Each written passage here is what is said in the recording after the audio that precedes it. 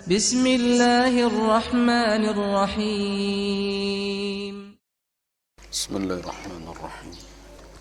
السلام عليكم ورحمة الله وبركاته. الحمد لله رب العالمين الذي أرسل رسوله بالهدى ودين الحق رحمة للعالمين. أشهد أن لا إله إلا الله ولي الصالحين وأشهد أن محمدا عبده ورسوله وصفيه الأمين. اللهم صل وسلم على عبدك الكريم ورسولك العظيم سيدنا محمد وعلى آله وصحبه أجمعين. أما بعد. Bapak-bapak dan ibu-ibu, hadirin wal hadirat ibadallah rahimakumullah. Setelah kita membicarakan tentang hukum berbisnis dan berdagang serta keutamaannya, maka pada pagi ini kita mulai masuk kepada inti persoalan yang akan menjadi kajian kita di dalam fiqih muamalat, yaitu persoalan tentang akad. Kita ketahui bahawa muamalat adalah interaksi yang terjadi antar dua pihak atau lebih. Jadi tidak ada orang yang bermuamalat sendiri saja. Dia jual sendiri dan dia beli sendiri. Maknanya apa? Dia penjual dan dia pembeli tidak ada. Kalau yang diperjualbelikan itu juga akan ada at-tarafan, dua pihak yang akan melakukan tindakan-tindakan yang kemudian bisa disebut akan melakukan akad transaksi. Nah, di dalam ajaran Islam, akad-akad atau transaksi-transaksi yang dilakukan oleh manusia ada yang telah ditentukan, disebutkan oleh syariat Islam, dan ada juga akad-akad transaksi yang secara khusus belum ada ketentuan-ketentuannya secara spesifik atau secara rinci, tetapi tunduk kepada ketentuan-ketentuan umum ajaran syariat Islam dalam bermuamalat. Jadi ada dua model. Nah, akad-akad yang sudah ada ketentuan-ketentuan syarak dan diatur secara khusus, itu dinamakan dengan al-uqud al-musamma namanya. Ada akad-akad yang telah ada labelnya tersendiri di dalam syariat. Nah, dan ada pula akad-akad yang belum ada, seperti akad asuransi misalnya, kan belum ada di dalam ketentuan hukum khusus. Bukan saya katakan tidak ada di dalam ajaran Islam hukumnya, tetapi secara khusus akad seperti ini adalah akad-akad baru yang muncul kemudian, di mana di masa Rasulullah dan para sahabat akad seperti ini tidak muncul persis. Nah, begitu pula dengan akad-akad perbankan syariah yang sekarang ada di antaranya, di antara akad-akad tersebut yang apabila dilihat secara umum ada di antara yang tidak masuk atau tidak ada ketentuan-ketentuan secara rinci. Nah, Ini dinamakan akad ghairu musamma namanya. Dia ada dua model. Satu sudah jelas ketentuannya, ada persyaratannya, ada syarat-syaratnya, dan itu biasanya telah dibahas oleh ulama di dalam berbagai kitab fikih dalam bab al-muamalat namanya. Dan ada akad-akad atau transaksi-transaksi yang terjadi di tengah masyarakat belum dibahas secara terperinci oleh ulama fikih terdahulu, karena memang akad-akad itu baru adanya.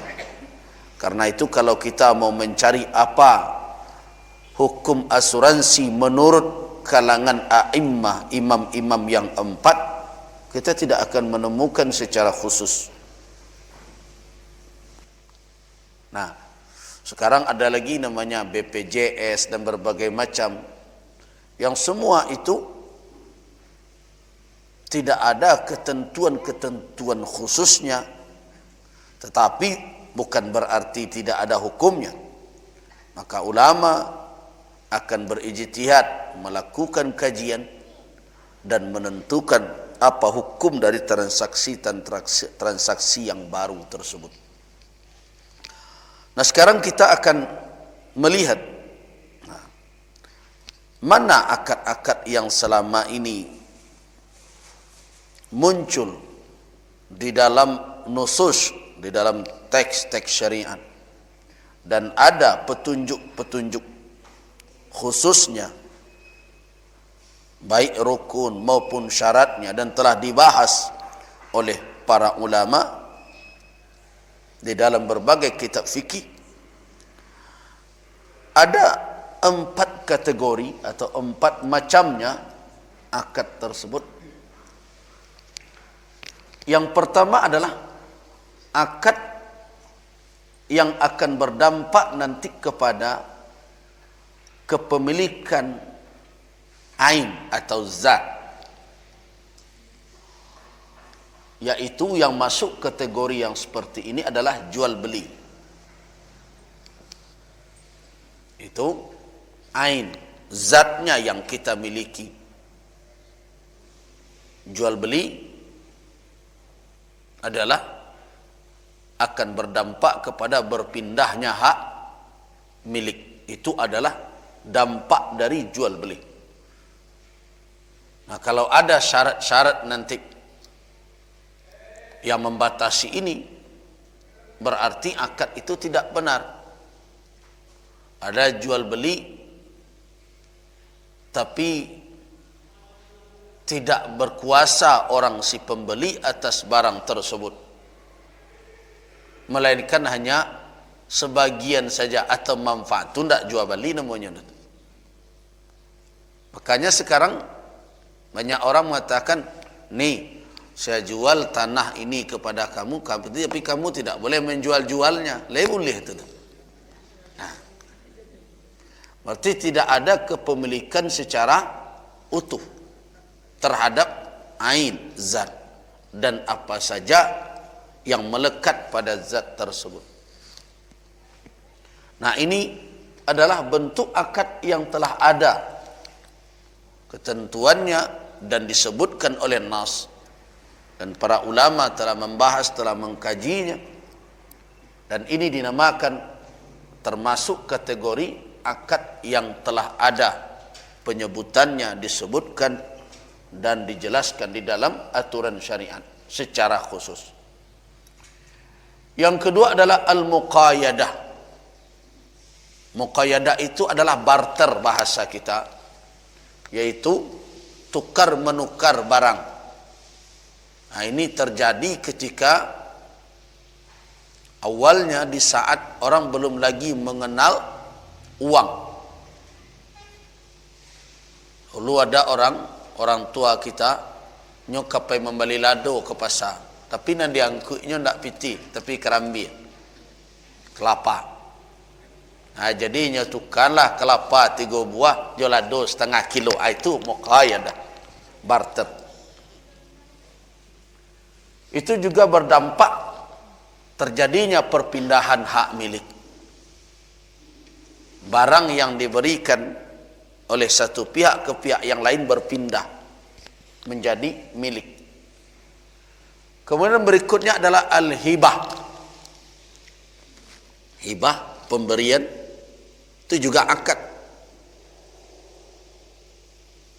Jadi kalau dihibahkan sesuatu oleh orang kepada kita dan kita tidak menerima, tidak bisa. Itu menjadi hak milik kita. Jadi perlu ada dua sisi. Berbeda dengan warisan. Warisan tidak perlu akadnya. Jadi tidak perlu lo orang tua dan wariskan kawaang tawah sekian piring, tidak ada. Warisan tidak akad. Warisan itu adalah perpindahan kepemilikan harta secara ijbar, secara paksa oleh Allah. Makna secara paksa tidak menuntut keredaan pemilik yang pertama. Karena itu tidak dituntut keredaan almarhum dahulu ketika hidup.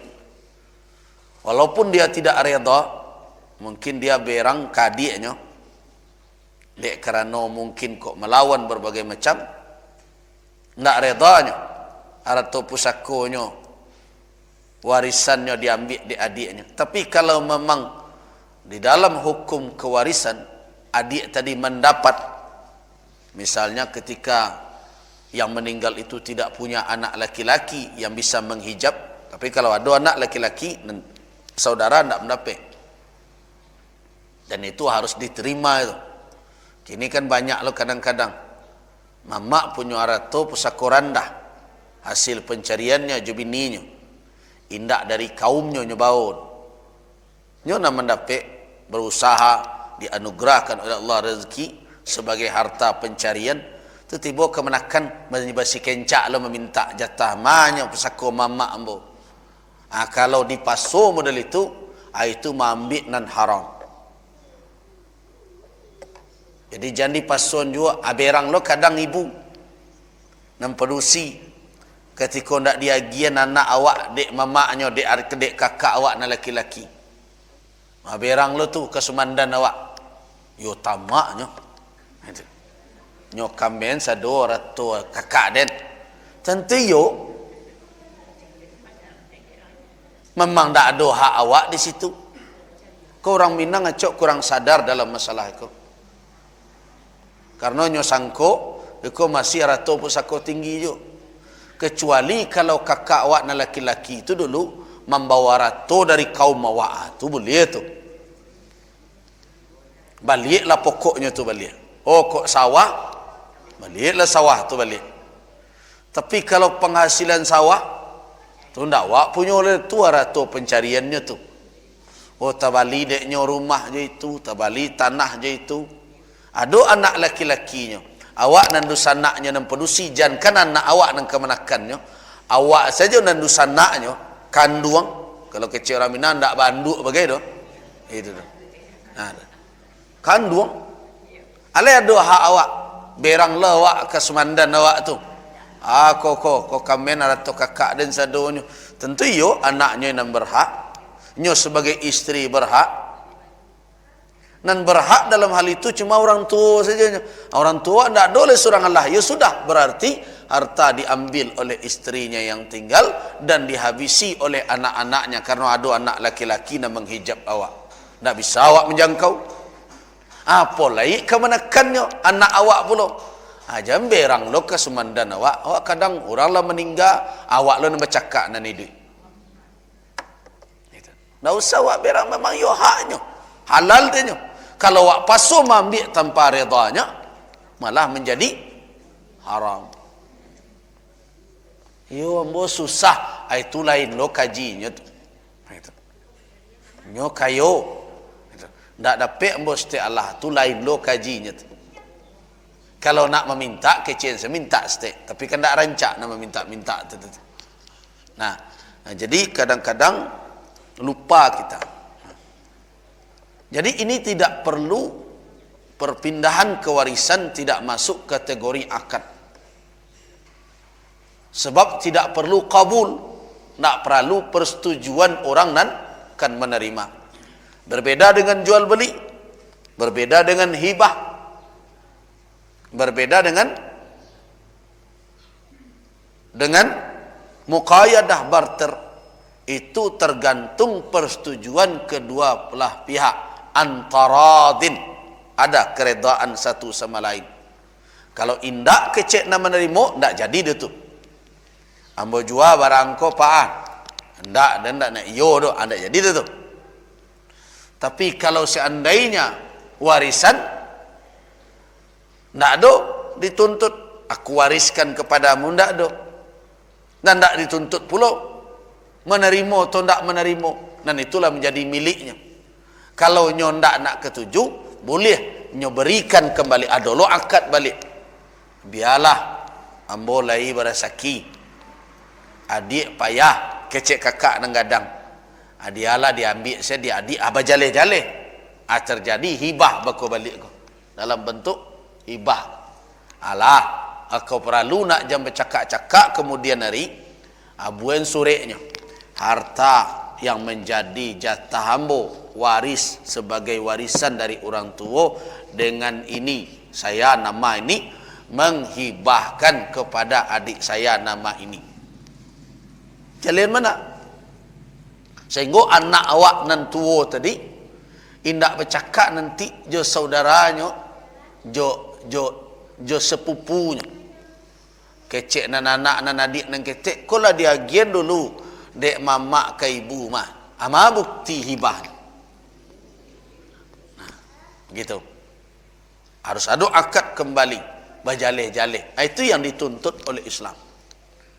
Nah, kenapa akad-akad seperti itu dirumuskan? Untuk menutup pintu pertikaian di kemudian hari. Nah, awakku kadang-kadang mana maunya tu, kebanyakan orang awak ingin bermanih-manih di muka, tapi pahit di belakang. Contoh, seperti ada orang hutang piutang, nak nama menulihan. Padahal di dalam Islam disunnahkan untuk menuliskan. Malah sunnah muakkadah dalam pandangan ulama. So, kenapa? Kalau terus transaksi itu berjalan, kok yo lai samo menjago saja kedua belah pihak nan berhutang piutang tadi. Atau samo ado. Enggak baat. Bagaimana kalau tiba segodaan yang satu berkhianat diingkarinya? Anang kedipaci. Atau tiba kondisi salah satu pihak menghadap Allah meninggal.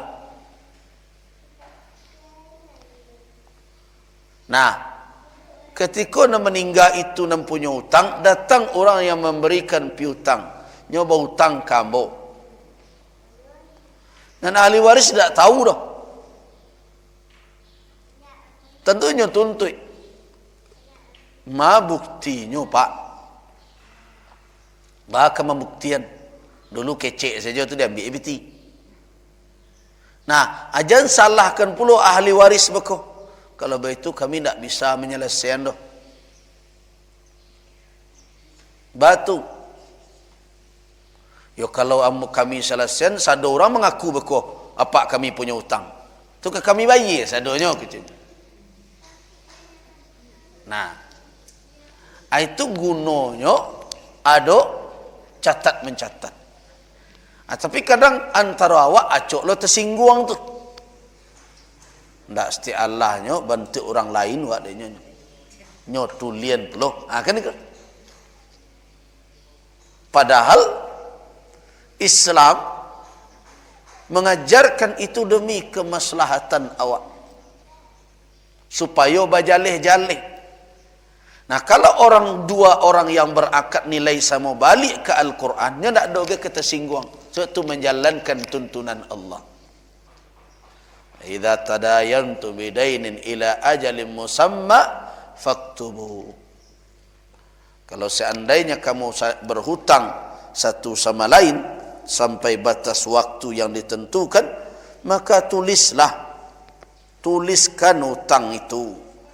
Kenapa Allah Subhanahu wa taala menyuruh tuliskan? Nah, itu kan firman Allah dalam surah Al-Baqarah ayat 282, "Idza tadayantum bidainin ila ajalin musamma faktubu." Nah, jadi akad-akad transaksi, begitu juga penulisan akad itu ditujukan untuk apa? Untuk menutup pintu khusumat, pertikaian, permusuhan di kemudian hari karena indak jaleh duduk tagaknya. Nah, itu. Kan banyak orang bau selalu. Awak dia nak elok kah? Bau selalu. Kau baunya apa kau? Bau wagih kok, bau Bali kok, atau bau pinjam? Nah, di dalam Islam kejelasan itu perlu untuk menutup pintu khusumat di kemudian hari. Ternyata baunya bau Bali, kecek orang nama baunya sangkonya salang. Nah, kan heboh kok kemudian hari. Nah, itu faedahnya pertama. Yang kedua, supaya jangan takakok dia awak nan tidak halal. Kenapa? Kalau tidak berjaleh-jaleh, maka bisa jadi termanfaatkan oleh kita yang tidak halal wak manfaatkan. Ternyata orang ko meminjamkan, awak sangko beragih. Kalau beragi ke Rasul pitiau ala punya awak sudah tu apa juali, ternyata nya sangko meminjam ni kalau ndak jaleh, akhirnya tangan awak, diri awak bisa salah di dalam memanfaatkan sesuatu yang sebenarnya haram untuk awak jangkau dan awak pegunuhan. Nah, itu model akad yang pertama, yaitu yang berdampak kepada kepemilikan terhadap ain atau zat. Nah, model akad seperti itu ada 3, yaitu jual beli, tukar menukar, dan kemudian hibah. Nah, kemudian ada pula akad itu yang diakadkan bukan zat, bukan kepemilikan. Miliknya tidak berpindah, tapi yang ditransaksikan adalah kegunaan, manfaatnya. Nah, dan masuk di situ adalah yang pertama adalah sewa menyewa. Awak menyewa kadai orang, jadi sangka awak punya kadai. Awak punya manfaatnya. Ada orang kadang-kadang ketika meminjam atau menyewa kadai, ya, kemudian nyerompaklah kadai orang, nyotokoilah dan berbagai macam yang berakibat merusak kepada zat. Kemudian datang orang dan punya kadai, berangnya kawak, awak lu dan tersinggung, ngalu berang-berang, kan mau menyewa. Nah, menyewa tu kegunaannya, indak bendanya, mengadi tabuk dindiang orang. Nah, itu. Nah, ini banyak sekarang ini orang yang lupa yang dimiliki dengan sewa menyewa itu adalah manfaat, bukan bendanya. Sebatas awak boleh. Ada batasan-batasannya di dalam syariat. Jadi tidak boleh dirusak dan berbagai macam. Jadi kalau seandainya selesai awak menyewa, kalau ada aturan, balikkan balik kadai yang seperti pertama, harus. Kalau nyo ndak reda dahulu, ndak setuju, balian balik keceknya. Awak menyewa rumah orang, itulah dicorean-coreannya di anak awak jo spidol dindiang. Kemudian nyo minta, Saya ingin kalau yo ndak ka mengontrak lai balian balik seperti dulu, makna seperti dulu kondisinya. Atau protesnya nyo calik dindiang ko laba coreang-coreang. Dulu ketika disarankan kawak rumah tu berasih dindiangnya. Hanya minta jangan awak lo nan tersinggung. Awak kan kini kalau lah urusan narato ko banyak na singguangnya ko. Pahit mana beretong dia nyo. Tu ndak pahit namanya tu. Itulah di jalannya serupa itu. Lah menjadi ketentuan syariat. Nah itu. Yang minta kembalikan. Kenapa? Karena awak hanya memiliki manfaatnya. Nah mencoreng tu kan tak manfaat rumah dia tu. Entah ku ada lo manfaat dinding adalah untuk dicoreng-coreng. Kan tak tahu. Nah, jadi awak miliki adalah manfaat. Bukan kepemilikan terhadap barang. Nah, jadi awak transaksikan di dalam sewa menyewa adalah manfaat. Itu yang perlu awak ingat-ingat benar. Nah. Kemudian berikutnya adalah al-ariyah. Ariyah itu pinjaman. Pinjam meminjam. Kalau awak meminjam ke orang, jangan dikecem barangnya awak punya. Bak janyo awak saja. Ada orang pinjam motor, dan kepemilikan motor tetap tidak berpindah. Dan awak miliki adalah manfaatnya. Cuma bedanya baju sewa. Kalau pinjaman biasanya indak ada imbalan. Dan diarok de orang adalah balasan dari Allah. Tapi kalau sewa ada imbalannya. Selama barawak sewa. Nah, ini banyak nanti akibatnya.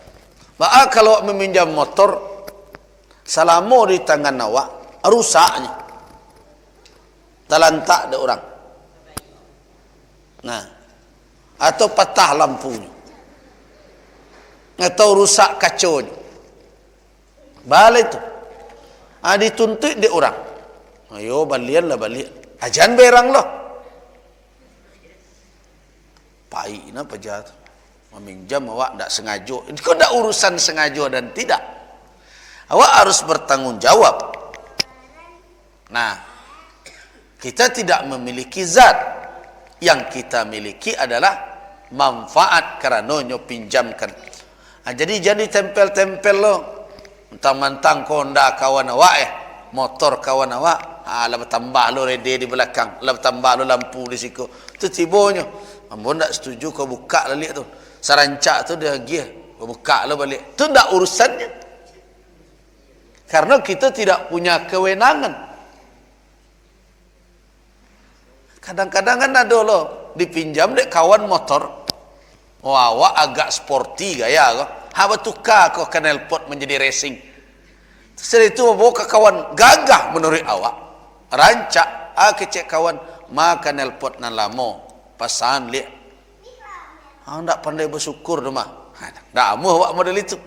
Lah dengan ganti na rancak eboh luang. Itu kekeliruan awak. Kita tidak punya hak atas kepemilikannya. Yang kita miliki adalah mau. Aku acuk. Kalau lain mengerti kok, hilang banyak rasa tersinggung di dalam bertransaksi. Nah, awak kadang-kadang berang indak dia hak awak. Berang saja. Nah ini, jadi dua akad ini, ijarah satu, ariyah yang kedua, ini bukan yang ditransaksikan, bukan kepemilikannya. Kalau ikut hak milik nanti transaksi jual beli, barter, tukar menukar, hibah, nanti ditransaksikan hak milik terhadap barang itu. Tentu menurut manfaatnya lain. Tapi kalau ijarah, sewa menyewa, pinjam meminjam, yang ditransaksikan bukan hak milik, dan hak milik tetap punya orang, dan awak transaksikan adalah kegunaannya. Itu nan awak bayi je seo, bukan barangnya. Jan salamu awak menyeo. Jadi jangan salah faham dengan kalimat orang. Jadilah ambosion rumah, tapi tolong yo jago serupa menjago barang awak surang. Kecian lah awak lo punya lah bak janyo awak setidak. Itu kata berkias itu. Bukan awak nan punyo kepemilikan tetap orang yang menjadi pemiliknya. Menjagonya seperti menjago aratu awak. Bukan berarti awak bisa berbuat bersekandak hati serupa aratu awak. Perlu diingat. Jadi orang berhak menuntut kalau awak melakukan tindakan di luar akad. Oh, tersinggung lo awak, sehingga tidak menyapu orang loleh. Ada loleh menakun. Kau putih lo silaturahim. Tu orang tu nan salah.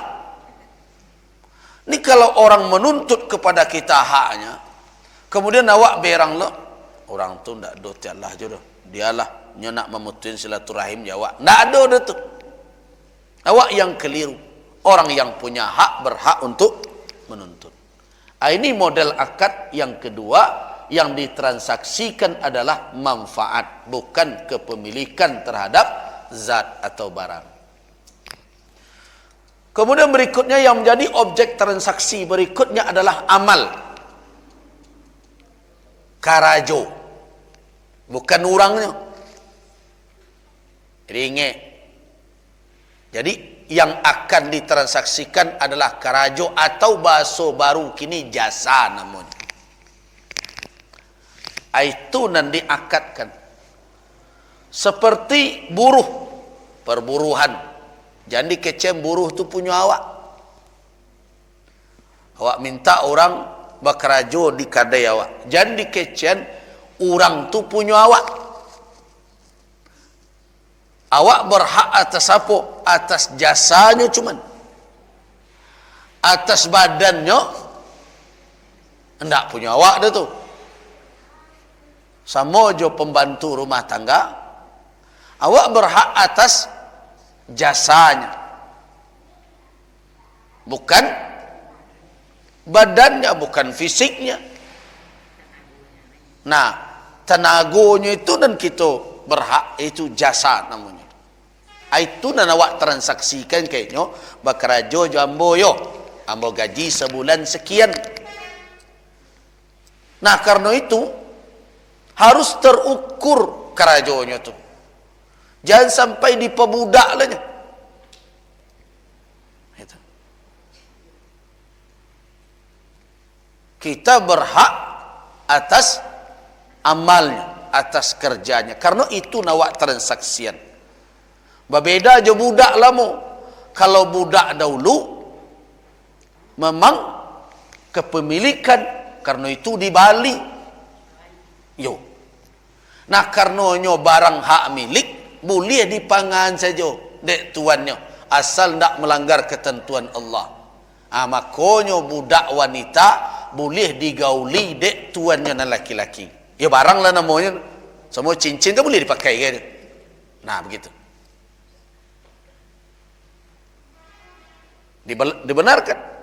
Tapi nan kini pembantu rumah tangga kini dipalui bahasanya orang asisten rumah tangga. Ambo gak rumit lo asisten go. Kalau le jadi asisten rumah tangga, le dak jadi asisten istri le nyebako. Dak do istrinya asistennya le. Ko rumit go bahasa kok bisa kabur lo kedudukan hukum. Walau bagaimanapun pembantu rumah tangga awak tu walaupun tinggal di rumah awak, dia adalah wanita, kalau wanita asing dari awak tu. Tak sama je bini awak dah tu. Tak sama je anak gadis awak. Karena itu keluarnya dari kamarnya, maka dia harus menutup aurat. Dan tak boleh dah tuannya berdua-dua saya. Jo pembantu ko berkhalwat. Itu kalau tidak dijago, banyak rusak rumah tangga karena itu kini. Itu tetap asing. Jadi tidak bisa. Begitu juga pembantu laki-laki tidak bisa. Sebab dua jonyonyanya dah. Asing. Tidak ada hubungan kalau bukan mahramnya. Kecuali kalau minta tolong pembantu tu anak adiknya. Tapi kan tak pembantu namanya itu. Hanya membantunya kerajaan. Itu adalah mahramnya. Tapi kalau orang lain tetap asing. Kalau wanita dia asing bagi tuannya. Kalau laki-laki dia tetap orang asing bagi nyonyanya. Bagi tuannya yang wanita. Jadi tak bisa wak berdua saja. Tu makanya kini heran wak. Supir laki-laki, nyonya penusi, berada di teoto, tidak ada orang lain. Sagalo kacau tu hitam sadonya, tidak tampak dari luar. Karena itu jangan heran, karena wak tidak menjago aturan Islam, tidak sedikit peristiwa terjadi perselingkuhan dengan pembantu. Nantuan berselingkuh dengan pembantunya yang perempuan. Nyonya berselingkuh kadang dengan pembantunya laki-laki, supir dan berbagai macam. Karena tidak menjaga aturan syariat. Islam membuat aturan itu untuk kemaslahatan awak. Tapi awak nan abai dari awal. Alah bermasalah, baru kekan yang ia matu. Mana kau nak dari awal dijago. Jadi kembali kita, jadi akad atas amal adalah akad atas jasa. Nah. Kemudian berikutnya al-muqawalah. Muqawalah itu kontraktor. Jadi itu juga jasa amal. Pai wak ka kontraktor tolong buatkan ambo rumah. Nah, ada awak akadkan adalah karajonya membuat rumah tadi. Awak nak membeli rumah ke jod, tetapi nyok membangunkan. Itu kan amal nama tu, jasa. Nah, sama dengan al-istisna. Tapi istisna ini orang memodali. Tapi kalau kau ndak, al-muqawalah tu modal dari awak barang-barang, bahan-bahan, tapi dia bekerja membuatkan. Banyak awak kini membuat rumah, awak cari tukang. Tolong buatkan nombor modelnya, al-muqawalah. Kemudian berikut al-wakalah, perwakilan. Nah, wakalah itu perwakilan. Wak wakilkan kau orang untuk melakukan berbagai tindakan. Misalnya, tolong di awak tidak bisa ke Jakarta pergi belanja, wak wakilkan ke kawan, tolong balian ambo tek yo pergi ke situ, tolong dibayar, pokoknya ambo wakilkan. Nah, dengan nyo namuh mewakilkan awak, wakatunya terpakai, badannya latih lah, maka wak bayar wakalah bil ujrah. Di wakalah aku ada dua kok, ada perwakilan gratis, ada perwakilan dengan imbalan. Dia ada dua tu. Misalnya wakalah tu ada terkait misalnya dengan pernikahan. Awak akan menikah, tak bisa pulang ke kampung. Tu awak telefon kawan wah, tolong wakilkan ambo menikah. Boleh kah? Boleh. Tapi mewakilkan itu bukan artinya nak menikah. Nah, menikah tetap awak pada hakikat, tapi akadnya diwakilkan. Karena itu bunyi akadkah, aku menerima, aku terima menikahi anak bapak mewakili. Kok kawan kah, kok adik ambo sianu. Jangan tidak pakai itu. Kalau tidak pakai itu, jadinya begitu. Itu. Tapi itu mewakilkan hanya akadnya saja. Tidak sampai kena lain-lain dah. Itu. Bekonya wakil lo ke dalam kamar tu tak boleh dah tu. Jadi mewakilkan akad. Itu boleh. Dua model, bisa mewakilkan dengan tanpa imbalan, Tapi ada orang dan mewakilkan itu dengan jasa. Contoh, awak mewakilkan ke orang untuk mengurus pembayaran pajak awak. Awak nak punya waktu. Tapi dengan catatan nyo ndak main sogok-sogokan di situ tu lain lo kajinya tu. Nah, terlepas dari itu awak mewakilkan, tapi orang itu memang nyurus berdasarkan prosedur, bukannya main sogok suwok sogok kida. Kemudian atas perwakilannya tadi, kalau dibolehkan diwakilkan, dia mengurus, dia minta jasa. Nah, itu wakalah namanya. Nah, begitu juga di dalam transaksi perbankan, ada pula wakalah. Contoh, bapak dan ibu-ibu pergi ke bank syariah. Kemudian, ke ambok ke membeli motor keceknya. Tua kecek orang bank syariah jadi pak, pergilah Bali. Piawak nak membeli kenyo. Piawak lo disuruh membelinya. Sebelum wak painya suruh menekan cie. Ko kalau nalurui ko perbankan syariahnya. Ada kadang-kadang nak main potong kompasnya dulu. Nah, tetapi kalau yang benar biasanya pailah Bali pak. Tapi ko pak tekan dulu. Ada surat namanya wakalah. Nah, berarti awak ambil piti atau dia agennya piti, wak pai balik apakah beko tunai atau kredit lo wak balik di situ atau dipanja saja dulu.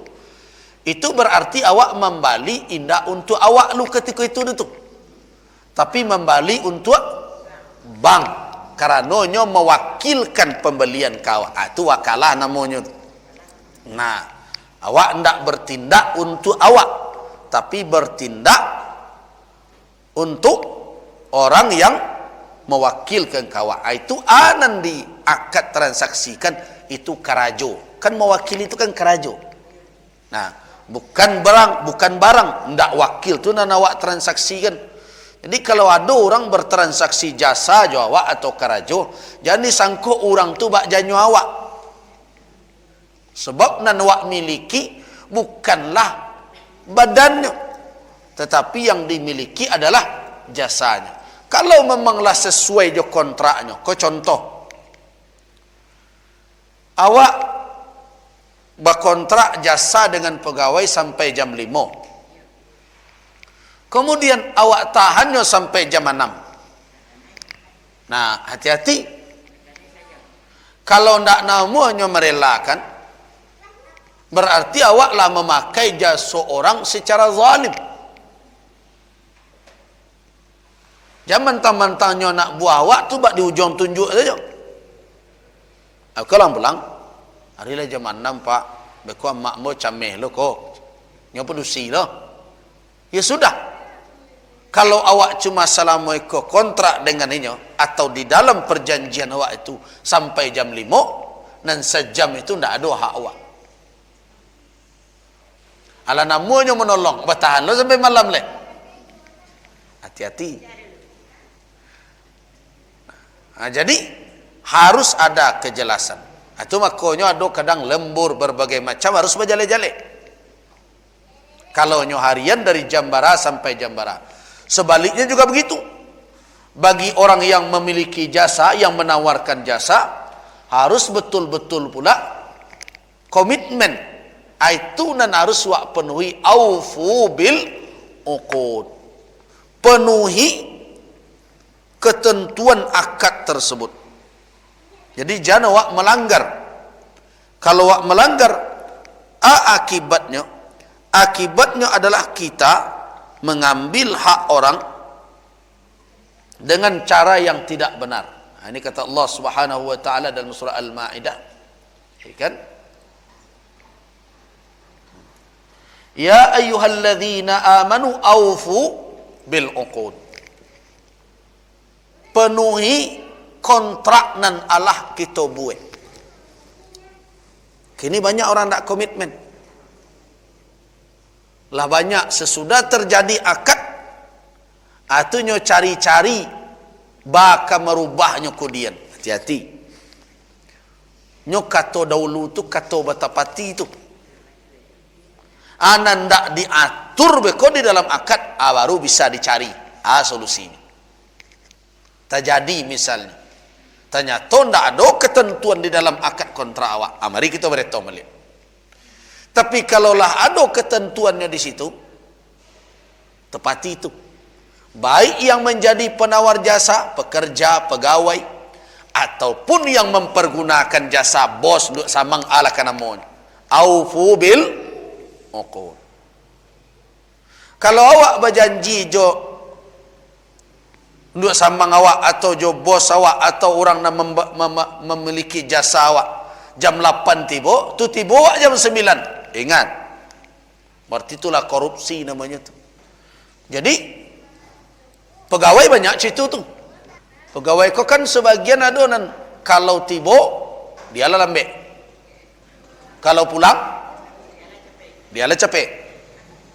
Nah, itu. Padahal antara dia dengan pemerintah atau dengan orang yang menyewa jasanya itu ada kontrak berdasarkan peraturan yang ada. Kalau ambo cerita, ada orang bertanya, "Banang kok Buya mengundurkan diri dari pegawai negeri?" Karena ada ketentuan baru. Salah satu yang membuat memundur adalah ketentuan baru, di samping ada kezaliman dan rekayasa dari luar. Tapi ada ketentuan baru, dosen itu harus masuk tiap hari. Masuk pagi, pukul 8, keluar pukul setengah 4, pukul 4 atau pukul 3. Tidak bisa. Kalau itu berarti tahalang tugas sambonan utama untuk membina umat. Tatu mau kata kurung di dalam kampus dari pukul 8 sampai pukul 4 petang. Kalau dulu tidak. Kalau dulu dosen itu berkewajiban hanya datang ketika jadwal tatap muka. Nah, kini dibuatnya peraturan model itu. Harus memilih. Kalau ambo taruhkan juga dengan cara main tekan absen, ambo berduto. Kini kan banyak mereka tu. Pagi tiba sorongkan empu tangan, cereng-cereng ada. Itu pai melala ke mana-mana. Tu sore datang lo balik, cucu empu tangan, print pinjer namanya tu. Print pinjer itu. Nah, anak antara itu pai ke mana-mana, ndak jaleh ado padok. Padahal kontraknya adalah awak harus melakukan tugas-tugas selama waktu itu. Ketika mau pikir-pikir, kalau awak lo ndak bisa jadi contoh de orang, awak mengecek jo panjangnya di muka umat. Kaji wak surang nama makan awak. Dia lah berhenti saja. Itulah. Tapi sampai kini alun dijawab dah. Alun dikabulkan. Anta ba'ala wallahu alam. Nah, jadi harus ada komitmen, kontrak. Itu nan akad namanya. Penuhilah akad itu. Penuhi sesuai dengan kontrak tersebut. Ini kalau awak misalnya menjadi distributor, nah, mantakan ekspedisi misalnya, kan itu jasa yang ditawarkan. Barang orang awak bawa dari Surabaya misalnya ke Padang. Bawa model akadnya. Kalau akadnya tu sampai di tempat, jangan ditinggal nggak jalan, penuhi akad. Begitu.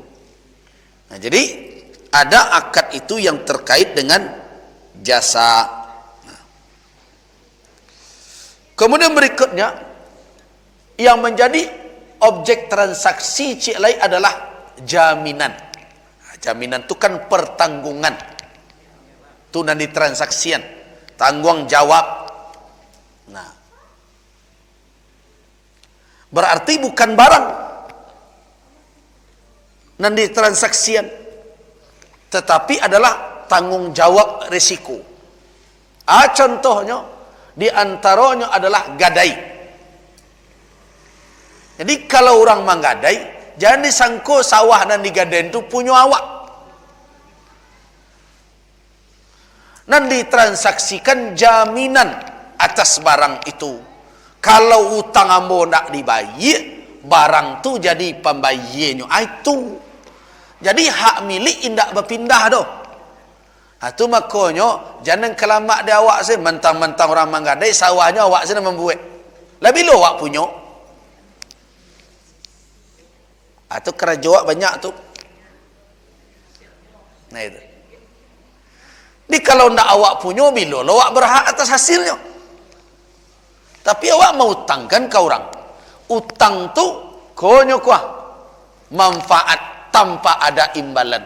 Tapi awak minta separuh sawahnya. Itu beduto namanya tu. Kau mau utang atau bisnis.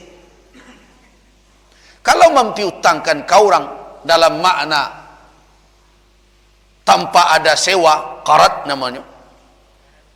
Qardun itu berarti kita hanya mengharapkan pahala dari Allah, tidak mengharapkan imbalan dari orang nan meminjam. Itu qardun hasan. Tidak persis dengan aria. Kalau aria itu dipinjamkan tapi ada pengembalian. Nah, jadi kalau demikian adanya, berarti barang yang dijadikan sebagai jaminan hanya jaminan nanado itu. Jadi hak penjaminan, bukan barangnya dapat pindah hak milik. Nah karena itu kita memutuskan ketika muzakarah bahwa harta yang dijaminkan dijadikan sebagai rahan jaminan yang kita sebut gadai, anggunan, tidak boleh dimanfaatkan oleh orang yang punya uang.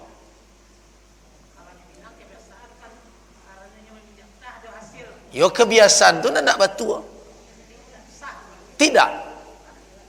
Ate namo alasan apa awak mengambil sawahnya sebagian hasilnya. Piti awak dipakainya. Itu nan riba. Kan itu alasannya tu. Ayo, kini awak ke meminjam atau nak mencari hasil? Nah, ada. Di situlah persoalannya. Kece awak nak beramal, nak menolong, rupa menggolong. Tak ada hak awak sebab ketikanya menggadaikan di dalam ketentuan kola diatur di dalam syariat bahwa gadai itu tidak berakibat pindahnya hak milik barang. Dia tidak pindah hak milik. Yang kedua, tidak mengakibatkan tertutupnya orang dan punya mendapatkan manfaat. Tak ada, tak ambilnya untuk mendapatkan manfaat dari barang. Jadi fungsi gadai dhaman, jaminan. Kalau tak bisanya penuhi janjinya, kontraknya, maka baranglah nan akan menjadi pembayarnya. Itu saja fungsinya. Itu jaminan namanya tu. Bukan hak milik. Nah, jadi ansulah dirubah-rubah tu. Tapi kalau seandainya bertahan juga, samalah kerja awak tu dengan meminjam piti ke orang 10 balik moleh. Itu. Sama. Pakai tu. Bolah. Tu baku awak minta. Ianya lamanya paciknya. Kan itu alasannya tu. Adek kerana lamanya pacik kau. Tambah balik kambo. Itu kanan riba jahiliyah. Oh ya jale. Jual sawah tu lah. Bayar hutang orang. Tak boleh. Yang keduanya harus bertanggungjawab. Awak kadang nak menggadaikan bak kesanang jawab saja loh. Piti orang lah mentah dibalikkan lalu. Jadi baliknya lah. Sama-sama zalim keduanya. Sama-sama zalim keduanya. Jadi jangan kecen orang nama cik piti dan zalim. Awak juga zalim juga. Kenapa? Yang pertamanya zalim kerana kuasai benda. Padahal benda adalah jaminan. Tidak hak miliknya. Salahnya. Kemudian yang kedua, ada orang yang menggadai nan zalim. Bahawa itu lah tiba masuknya piti orang dibalikkan, awak berkelah-kelah, alun nado dan sebagainya. Kadigelek sawah awak ndak amuh. Akan meniayu awak namanya tu. Jadi ada dua di siko kekeliruan. Nyo ndak pakai kok dah. Ayo, ia ndak inyolo mesti membali dah. Awak nan harus menjual. Yo. Yun kan tak harus inyo membeli doh. Kalau ndak inyo membeli kena lain jual.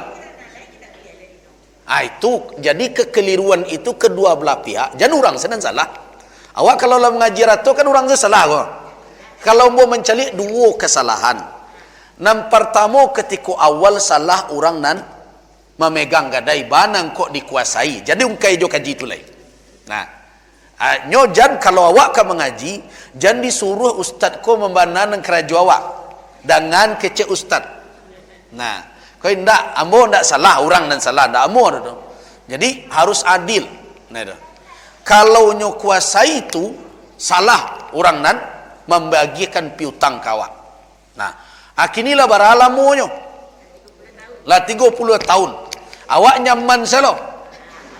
Ayo tu nyaman selo awak salah tu. Terlibat lo awak. Yo itu kalau nyo ndak boleh nyo salah. Kini kesiakan ditawarkan. Pai kini datang ke situ jangan nyaman saja. Manyo sawah ambo balian piti sinan. Nah, ambo jual balilah. Ndak mau membali, cari nan lain.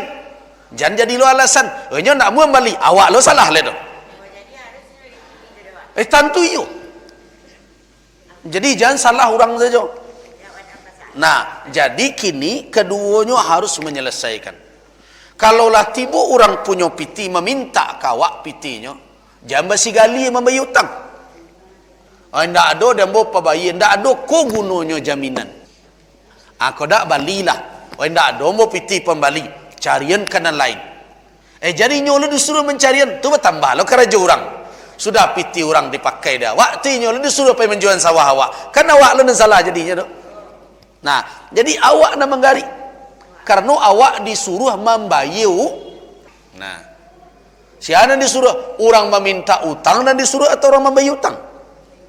Awak nan disuruh membayar utang. Nah, karena itu awak nak bertanggung jawab. Ndak namanya membeli sawah awak cariin ke orang lain. Nah, abalilah kuah. Kecengkenyo. Ala orang nak membeli. Kalau ndak namanya melapeh, anyo nan zalim. Nah, jadi kau bisa terlibat kedua belah pihak dalam hal itu.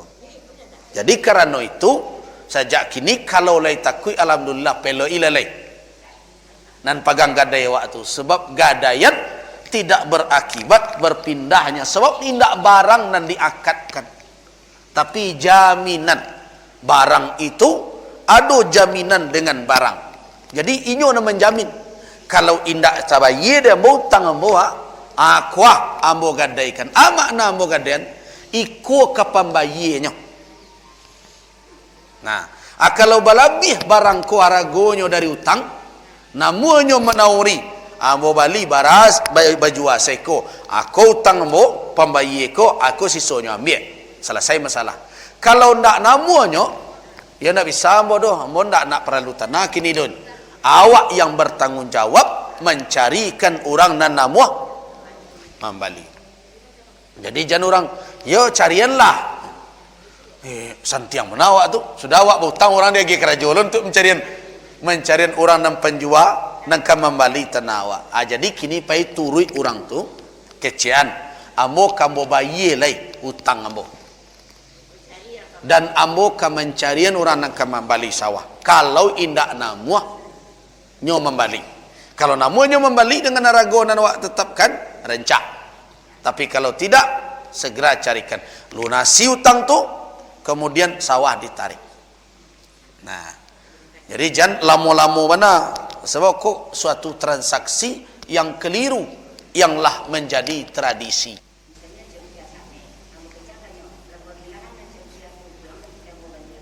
Yang jaleh salamu arato tu masih wak manfaatkan itu menjadi masukan yang tidak halal.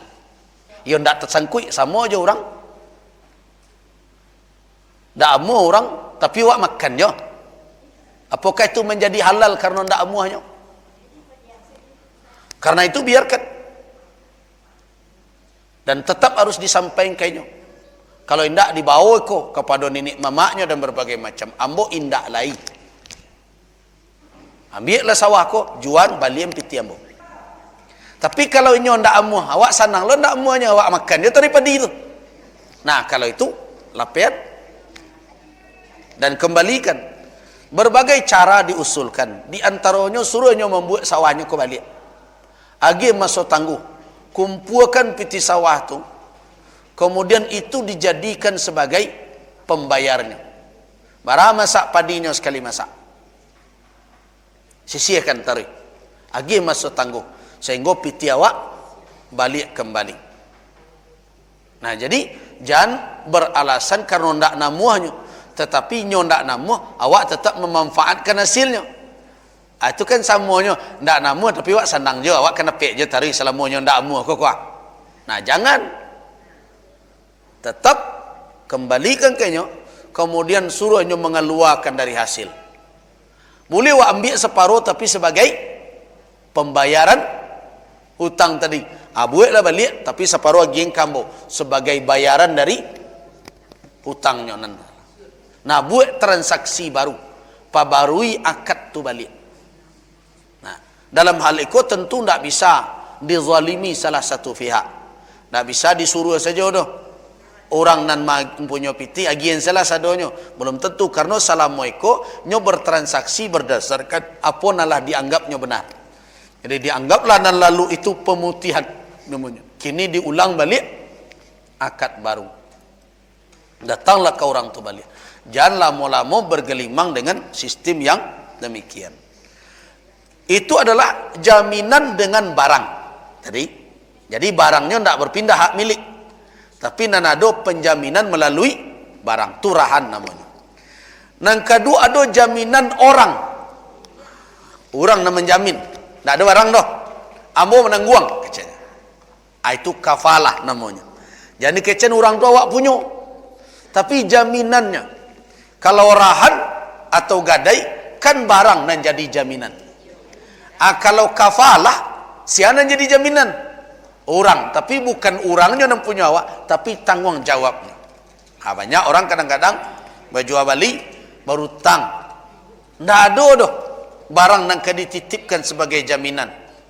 Tapi kalau awak punya jam misalnya, ambo nak iya itu tapi pitih tertinggal kebalik lombo jauh, apa cik lah kau jam membuka, aku jaminan arahan namanya kau gadai. Tapi ada orang menjual balik lah tabak aku barang lah setuju, rupanya pitih tertinggal kebalik jauh loh, baca ruanya tu. Tiba ada kawan sebelah awak kenal jo orang berkadai di sebelah. Dia lagi selah kayaknya ambo menjamin. Minggu mungkonya ambo tanya pak. Jadi siapa jaminannya? Pak sebelah. Itu kafalah namanya. Nyo menjamin dengan tanggung jawabnya.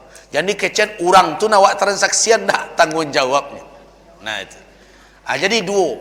Itu akad nan ada ketentuan disabuikan telah dijelaskan di dalam ketentuan syarak. Ada dalil-dalil secara khusus. Tapi itu akad-akad nan itu terjadi sekarang. Tapi kini dengan perkembangan zaman, ternyata transaksi ko semakin banyak. Jual beli tidak lain serupa dulu le doh. Jamin menjamin ko lah berbagai macam. Ada jaminan negara berbagai macam. Itulah berkembang. Nah, karena itulah banyak sekali akad-akad transaksi yang itu harus diketahui oleh para pedagang nan manggaleh nan setiap hari bergelimang dengan itu. Coba bayangkan kalau mereka tidak tahu, terjadi kesalahan. Akibatnya kalau akad salah, transaksi kau tidak sesuai dengan tuntunan syarak, hasil dari jual beli, hasil dari transaksi mereka adalah haram jadi. Nah, berakibat jadi fatal, haram jadinya. Kalau haram berarti haram untuk dinikmati, dimiliki. Kalau awak makan juga masuklah nan haram ke dalam tubuh awak. Waging kanak bini awak masuklah kanak bini awak nan haram. Jadi daging dia neraka na lebih utama jadi tampeknya. Atu makonyo ambo heran kenapa banyak pedagang enggan mengaji fikih muamalat. Itu yang jadi tanda tanya. Mungkin takut kena atur. Kok dengar kaji kau segala rumit awak berko kau. Menggalih kini banyak na pertimbangan balo ke bersaing. Mencari nan haram segala rumit nan halal lu ke dibaca dek buya tu. Kok itu kadang-kadang pengananya kali.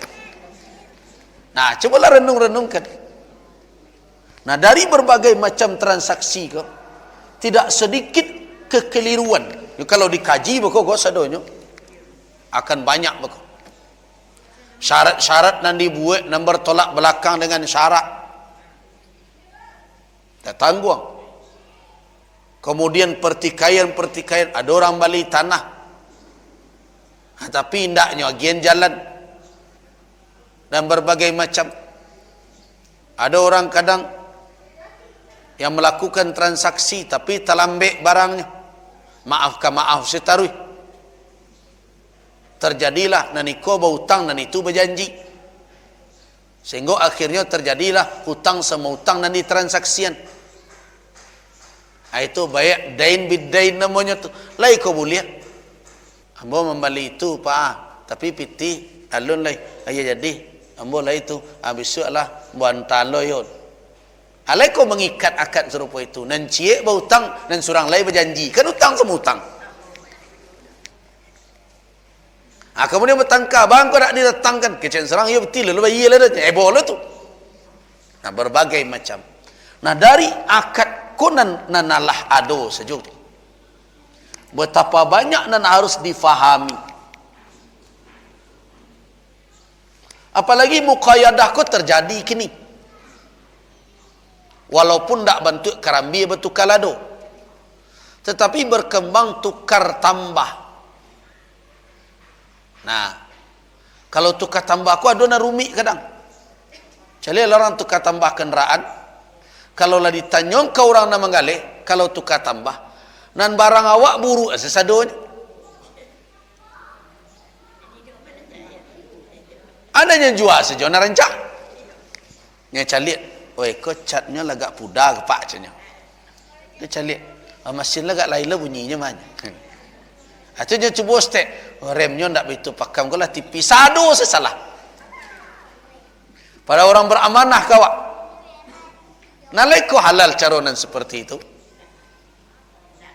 Nah ini contoh-contohnya. Tiba di barangnya, rancak sesadonya kok. Supaya pokoknya tak pernah tukar ko nan menerima. Dan ada tukar tambah.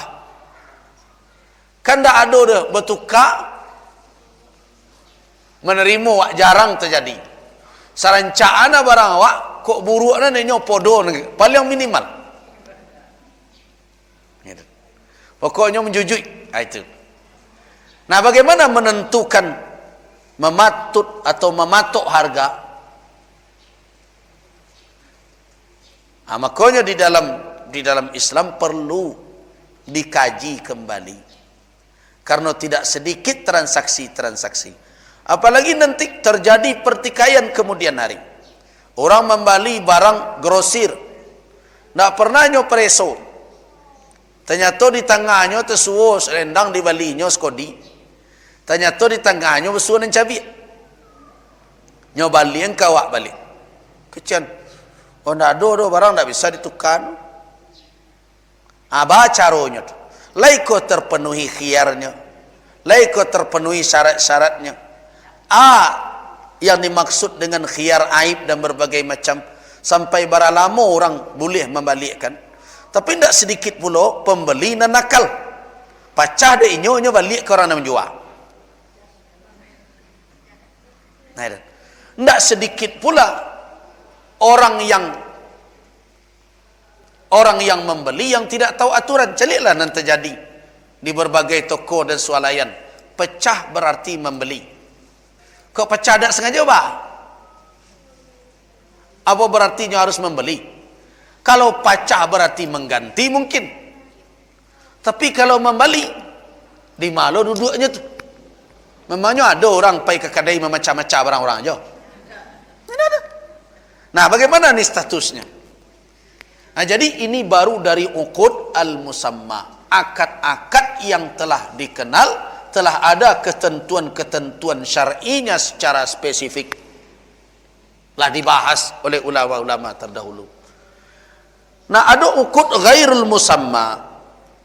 Akad yang tidak ada tasmiyahnya, belum ada penamaannya di dalam syarak. Nah, ini banyak ini. Akad-akad kini muncul namanya di perbankan syariah itu namanya IMBT. Ijarah muntahiyah bitamlik. Kau apa lo kan namanya kau? Dahulu orang gaya awak lai ijarah tahu. Tapi nan ijarah muntahiyah bitamlik kau lain lo bunyinya. Tak siu menyewa saja dah. Ujungnya berpunya rupanya. Kau akad-akad modelnya baru harus dikaji pula. Di mana harus dikaji, lain tak kenyo melanggar terhadap ketentuan-ketentuan umum. Banyak kini model-model. Karena itu kalau dibawa buku fikih, buku pekah ke orang awak, dibawa ke bank, kemudian dipreso akad bank tu. Sakit kepala orang nak membaca fikih, tak nanti sesuai cik Allah je, tak tersuai. Maka itu akad itulah berkembang. Tidak lagi persis seperti nan dinamakan dek fuqaha lama yang terambil dari nas syariat. Kecik awak, keciknya bank ko tapi bank bagi hasil. Tiba awak nak membayar hutang, nyusitanya barang awak. Apa lu caranya kok?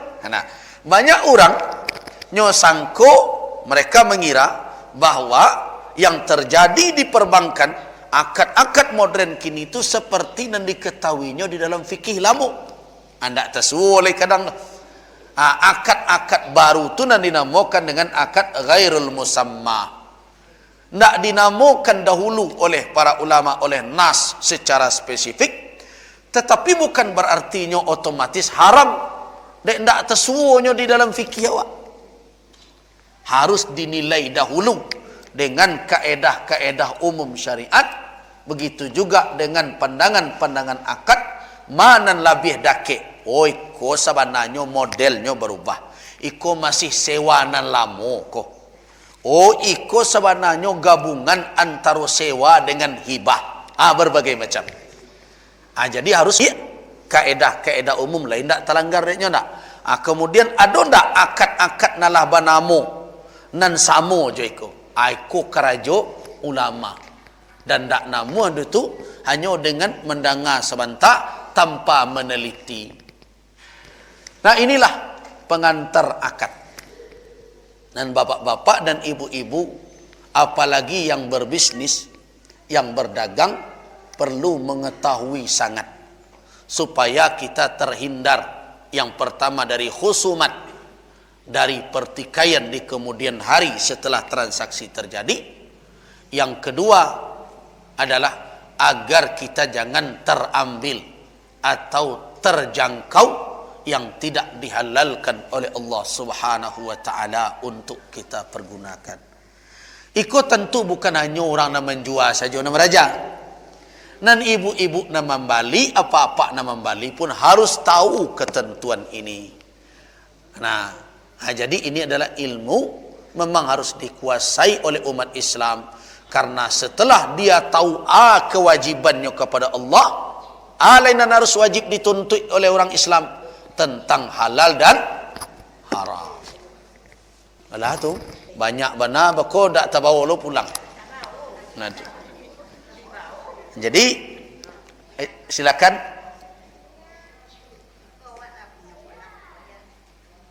Nan paraknya parak tadi kok. Aku. Kok parak awak? Oh begitu. Kalau awak dan punyo, maka ketika seseorang memberi izin, ndak boleh hanya dipasu hati haratonyo.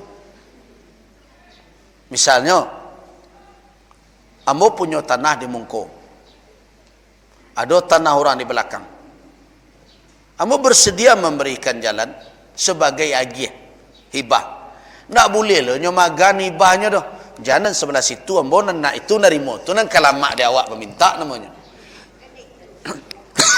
Dalam hal ini, maka orang yang diberikan izin atau diberikan hak untuk menggunakan, maka harus memenuhi ketentuan yang ditetapkan oleh yang pemilik. Si anam punya, nyona menentuan. Contoh, tak usahlah dibawang ke situ. Orang diizinkan untuk berjualan di Mungko kadai awak, dan itu awak nam punya emperan. Tapi dengan catatan, barasihkan kadai koyo, bisu ambo ka mangalelo pagi, mangalelah malam, indah ada ambo minta apa-apa, tapi tolong berasihan. Tu mengecek lah nyo. Jadi kalau Pak Izim kali jangan boleh suruh menyapu je. Akan kelamak denyo saja. Nah itu. Jadi kalau orang yang memiliki, dia berhak akibat dari hak milik. Nah, nanti akan ada tuh. Kalaulah sampai wak membahas akibat dari transaksi, kalaulah wak miliki suatu barang, apakah melalui jual beli, yang penting adalah dengan kepemilikan yang boleh menurut syarak, ada di tangan awak, maka hak awak sempurna untuk memilikinya, melakukan tasarruf. Tak boleh orang dengan paksa mengatur awak, tak boleh. Nah karena itu, kalau memang itu adalah tanah awak, awak ingin memberikan, lain nak magi jalan tapi di sebelah suwo, kemudian orang nani nak punya tu nak meminta di sebelah kida. Dalam hal itu, nan dipaci adalah kecek orang nan punya. Kama dia gihnya, di situnya harus lalu. Kalau nyo alih kena lain, orang yang malih itu yang keliru. Nah, jadi karena itu, kalau sempat ikut dibicarakan di tingkat naik kepada qada peradilan, pasti itu salamu itu adalah hak miliknya, dan dia yang berhak untuk menentukan di mana jalan yang akan dipakai, maka itulah yang akan diikuti. Jadi tidak salah awak ketika awak mengecekkan siko jalannya, jangan di situ. Itu hak awak memberi izin. Semojo orang menggalih tadi, awak berhak memberi izin dengan syarat iko. Tak boleh lo orang mengatur loh. Dalam hal itu, kalau berhak lo itu mengatur, berarti tidak sempurna kepemilikan jadinya. Berarti itu merampas jadinya tuh. Jadi perampasan hak. Ada lagi? Silakan. Halal sesuai dengan kontrak awal. Apabila seseorang telah memenuhi kontraknya, kemudian ada kebijakan meminta dia untuk melebihkan jasanya, dan dia berhak untuk menuntut imbalan dari itu. Karena itu uang lembur itu selama ndak duto. Tapi banyak lo na lembur ko buat seko. Nah, jadi memberi catatan selama lembur itu real, berlebih jasanya, jam kerjanya, dan atas kelebihan jasanya itu diberi imbalan untuk itu, memang berdasarkan ketentuan, tidak karena kolusi dan berbagai macam, halal dia miliki. Apakah bekerja itu dengan pemerintahkah atau dengan swasta? Halal, tak ada masalah. Karena nyoba jari menantang boleh. Tak ada nyonya korbankan dan tanggung jawab, ada jasa yang berhaknya dapatkan halal itu. Tapi kalau lembur bagara-gara, kan ada lo kok. Bu salah lembur. Rupa lembur, kau nak lembur tanda tangan saja nak lembur bunyinya. Kalau itu jelas haram. Jadi kalau real memang terjadi itu, bahwa akad atau salamuiko kewajiban hanya berada di kantor jam 4, kemudian diminta karena ada kegiatan tertentu, itu harus, dan tidak ada hak dari atasan. Kok kadang-kadang atasan zalim pula. Seorang wanita misalnya, dia bekerja sampai jam 3, kemudian ditahannya sampai jam 6. Alalah minta izinnya ke suaminya, membawa kerajo, tapi nyo minta jasanya. Awak ndak amuah lo, padahal di dalam ketentuan ada apabila pekerja awak melakukan pekerjaan telah melebihi batas dari waktunya berhak mendapatkan itu, tidak diagian, maka berarti nan atasan memakan keringik dari anak buah kalau tidak dia berikan. Nah, atau ada sebagian nan lembur itu anak buah, nan induk samang lah pulang lah bagalui jo anaknya, tapi dalam tanda tangan induk samang tapi dapat lo lemburnya kok haram hukumnya. Kan banyak terjadi itu. Nan payah nak buah kok. Tapi nduk samang ko dek menekan kainyo uang lembur ko karus tanda tangannya baru cair, numpang lo beliau lembur cik dia teh namanya lo peliang teh. Apakah itu halal? Tidak. Karena dia tidak melakukan lembur. Itu acok terjadi itu. Makanya ada uang danga, ada uang tanda tangan. Itu terjadi di berbagai kantor. Nan lembur, nan bersitungkin sampai malam. Kalau kado acara kok adalah anggota. Nan duk samang, nan bos, nan pimpinan hanya lama-lama pulang. Tapi ketika kata tanda tangan honor bako, hanya satu paling kadang lo nya dapat dari orang. Nan kerajo dia ndak satu. Itu dalam istilah orang awak indak belulu mencari cikarau cara. Santiangnya kecilnya, tapi ndak santiang dah tu. Tapi mengambil yang hak orang lain. Jerih payah anggotanya nanti makannya. Nah, ada lo peraturannya. Kalau memang peraturannya harus ada untuk apa? Dua solusi. Solusinya, yang pertama karajo sama jo anggota, awasinya, perhatikan, baru berhak awak. Yang kedua, kalau awak memang tak satu, karena karajo awak lah diwakilkan, terima. Kalau memang aturannya ndak lo keluar honor bawahan dek karena awak ndak ada di dalam, karena begitu aturannya, jangan diambil, berikan kepada anggota yang bekerja. Itu barunya berhasil. Itu. Kalau tidak, ndak seketik kini atasan memakan jerih payah dari bawahannya. Jadi lembur-lembur seperti itu harus real, betul-betul benar-benar ada pekerjaan yang berhak dia atas pekerjaan itu menerima imbalan. Allah alam. Silakan. Yang disewa adalah manfaat.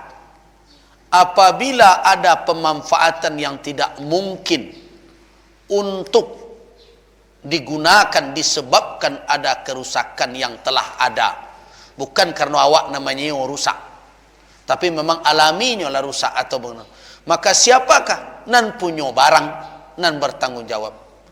Nan awak kan pemilik, ndak awak yang pemilik adalah nan punya rumah. Karena itu boleh saja untuk meringankannya, seo nang kamungko kalau ambo pelokkan ba'a, ya silakan, itu akad berikutnya. Tetapi tidak ada kewajiban bagi ambo ka menyorumah lo batok lai, tu berkewajiban lo matoknya dulu, tu ndak rumah nama seo namanya tu. Nah, itulah satu membuat rumah namanya tu. Nah, jadi yang punya hak milik dia yang bertanggung jawab, kecuali kalau awak melakukan tindakan perusakan, itu wajib mengganti. Seperti tadi, awak akan meninggalkan rumah kau selama kau awak kontrak 2 tahun, lah habis coreng-coreng di anak awak, jangan balasan mengalom boka apa anak ketek kan diperhitungkan banah, ndak amuhnya anak ketek. Alasan itu tidak menutup. Nyo minta kembalikan rumah mau balik, pelok serupa dulu diuni, balik. Salamon ndak ada. Kalau nan alami tentu serupa baru tu ndak bisa. Tapi yang merusak harus kembali diperbaiki oleh orang yang tinggal. Itu ya tanggung jawab awak. Tapi kalau nyo rusak secara alami, misalnya tangga dindingnya ndak ada dia entam ke dewa. Ya sudah, siapa yang bertanggung jawab memperbaiki itu adalah yang punya rumah. Bagaimana kalau dibuat transaksi, misalnya sewa ke depan dijadikan untuk pemelok itu, silakan. Kalau nya setuju, kalau enggak keceknya. Nah, biarlah mau melok, ya silakan. Sebab itu tanggung jawab orang yang karena terkait dengan zat dari yang disewakan. Baik, kita cukupkan. Waffaqanallahu wa iyyakum lima yuhibbu wa yarda. Wabillahi taufiq wal hidayah. Wassalamualaikum warahmatullahi wabarakatuh.